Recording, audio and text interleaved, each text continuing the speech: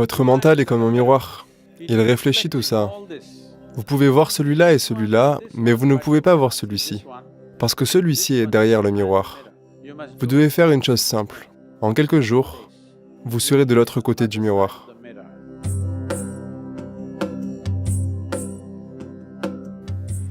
J'aimerais vous demander si vous pouviez raconter une expérience du divin en vous.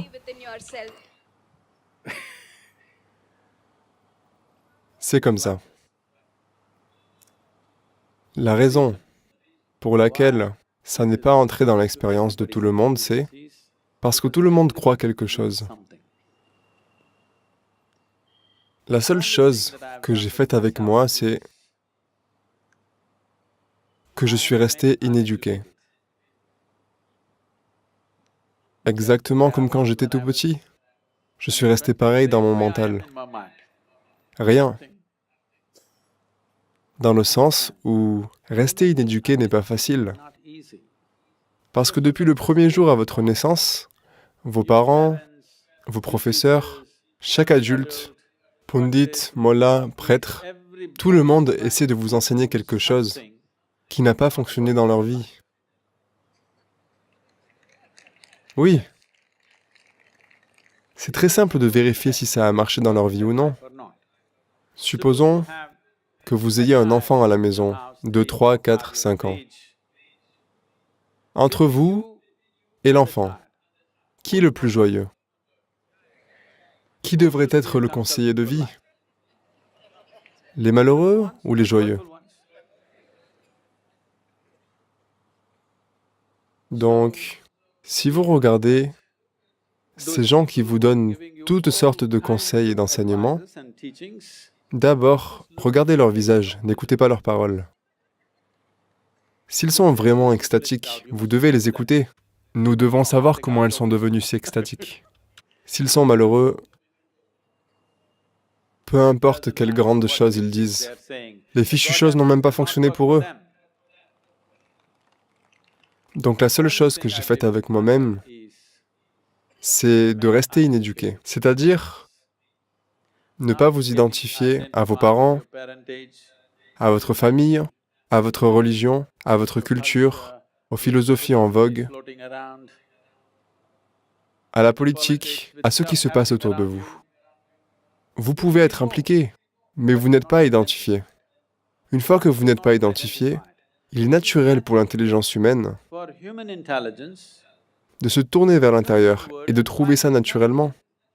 Mais comme nous avons des conclusions toutes faites, on sait où est Dieu, bien sûr, on connaît son nom, on connaît le nom de sa femme, on sait combien d'enfants il a, on connaît sa date d'anniversaire, on sait ce qu'il veut pour son anniversaire.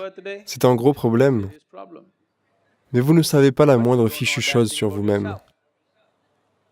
Comme je vous l'ai déjà dit, la seule et unique chose dont vous puissiez faire l'expérience, comme étant cette vie, c'est ce qui a lieu en vous.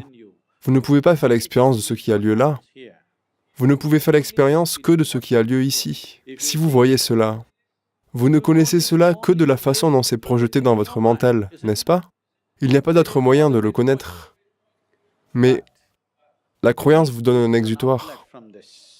Si vous comprenez, si vous ne croyez rien, si vous ne niez rien, naturellement, chaque être humain se serait tourné vers l'intérieur.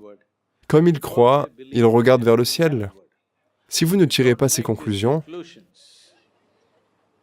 la nature de l'intelligence humaine, c'est que elle va naturellement comprendre que le siège de votre expérience est en vous. Si vous, en ce moment, votre façon de voir le monde, c'est que votre mental est comme un miroir. Il réfléchit tout ça. Vous ne le voyez pas là, vous le voyez à l'intérieur. Donc ce miroir vous montre tout.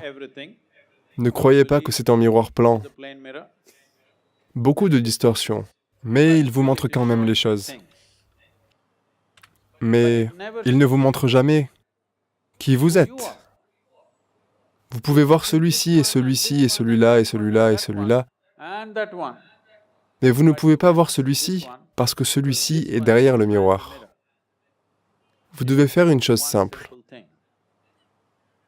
Je ne sais pas si vous allez le tenter, mais essayez ceci. Si vous prêtez attention, En ce moment où vous êtes assise, vous savez, assise pendant 2 heures, c'est déjà un peu comme ça. Quand vous vous levez, un certain plaisir se répand à travers vous. Pas le soulagement des muscles, quelque chose de plus profond. Si vous remarquez, un certain plaisir a lieu. Ou vous êtes debout depuis longtemps, vous vous asseyez, un certain plaisir a lieu. Ou disons que vous avez eu soif, vous buvez un verre d'eau. Pas la fraîcheur de l'eau, pas la soif qui disparaît. Bien plus profondément, une sensation agréable a lieu. Vous vous allongez dans votre lit après une journée bien remplie. Vous verrez qu'un certain plaisir se répand à travers vous. Vous vous réveillez le matin, un certain plaisir se répand à travers vous. Comme vous êtes dans un état constant, comme je l'ai dit, de diarrhée mentale, vous ne remarquez rien. Ce que je dis, c'est prêtez un peu attention. Aujourd'hui, quand vous rentrez chez vous pour dîner, ou que vous alliez pour dîner, vous êtes une jeune femme, donc je vous laisse choisir, ou que vous y allez pour dîner, ne mangez pas avant d'avoir vraiment faim. Puis, la nourriture est servie. Attendez. Vous voulez vraiment manger maintenant? Attendez 2 minutes. Regardez seulement la nourriture. Attendez. Ensuite, mangez doucement. Quand la nourriture entre en vous, vous verrez que le corps tout entier réagit d'une certaine manière. Un certain plaisir se répand à travers vous. Continuez à prêter attention à cela. Pour l'instant, ce n'est pas que vous soyez complètement ignorante de cela, mais en général, la plupart des gens ne restent pas avec cette sensation agréable plus de 2 ou 3 secondes. Vous arrivez à y rester, disons 12 à 15 secondes. Dans quelques jours, vous serez de l'autre côté du miroir. Et vous ne me poserez pas cette question. Vous saurez ce que ça veut dire de vivre avec le divin. En ce moment, vous vivez du mauvais côté du miroir. Vous voyez des tas d'images, un kaléidoscope. Mais vous ne pouvez jamais vous voir vous-même ou la nature de votre existence.